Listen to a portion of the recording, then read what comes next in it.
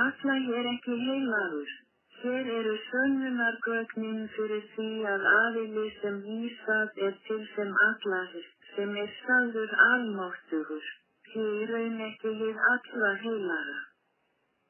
Þessar vísbendingar koma skýrt fram í Kóraninum, þar sem þess getið að Gabríel sé heilagur andi.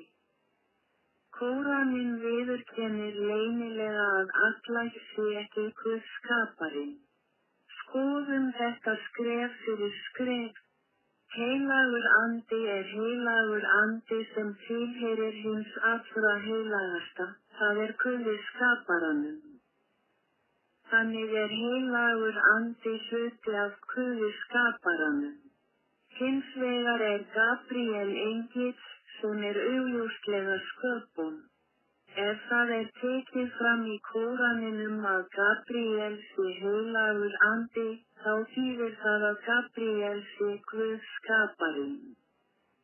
Hvernig getur sköpun verið Guð skaparinn? Ef svo þá Gabríel heilagari en Allah sem múslimar dýrka.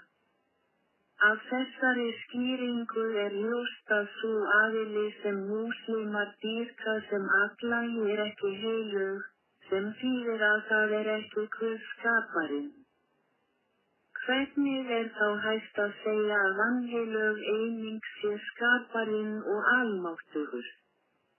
Önnur sönnunargögn að aðili sem múslimar dýrka sé ekki Guð skaparinn að finna í Súra An-Naml 10:1. Reyndar hefur mér, Múhameð, verið boðið að tilbiðja drottinn þessarar borgar Mekka, sem hefur gert hana heilaga og sem allir hlutir tilheyra. Og mér hefur verið boðið að vera meðal þeirra sem lúta Allah. Í þessu versi það mjög skýrt að sá sem Múhameð tilbáði Guð þessarar borgar, Mekka, sem engin annar en skaparinn samkvæmt útgáfu Múhameð, sem svo sannarlega ekki hinn sanni Guð skaparinn. Og vegna þess að það takmarkast við að vera Guð Mekka, landsvæðisvald þess vissulega bundið við Mekka. Af þessu versi augljóst að aðili sem stjórnar Múhameð hefur hærri stöðu en Guð Mekka. Múhameð taldi Guð Mekka vera skaparann eins og sést í hluta versins. Og hverjum tilheyrir allt. Og vegna þess að það æðri máttur fyrir ofan þá, má segja að staða Guðs Mekka sé bara staðbundin Guð bundin við yfirborð jarðar. Í raun og veru trúa múslimar enn þann dag í dag að það sem þeir tilbiðja sig hinn sanni Guð skaparinn.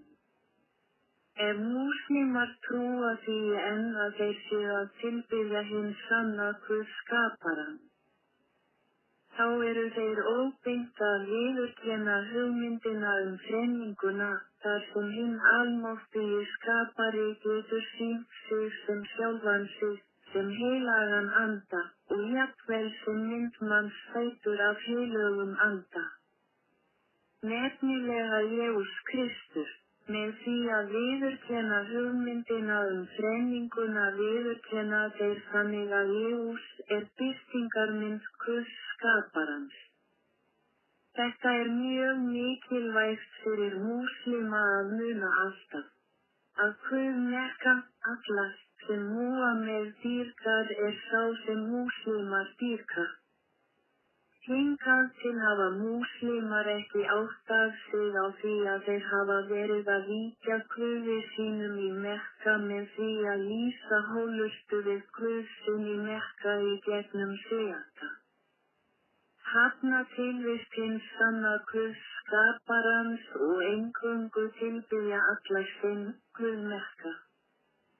Jafnvel fasta í Ramadan eingöngu gerð af ást til Allah. Svo hvers vegna lúta múslimar enn Allah sínum?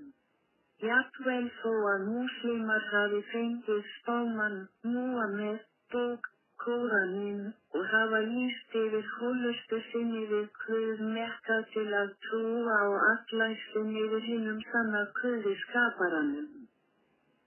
Hafa þeir ekki hugsað að Guð Mekka gæti gerst þá ábyrgð fyrir hliðarleika þeirra í trú sinni á honum í framhaldinu.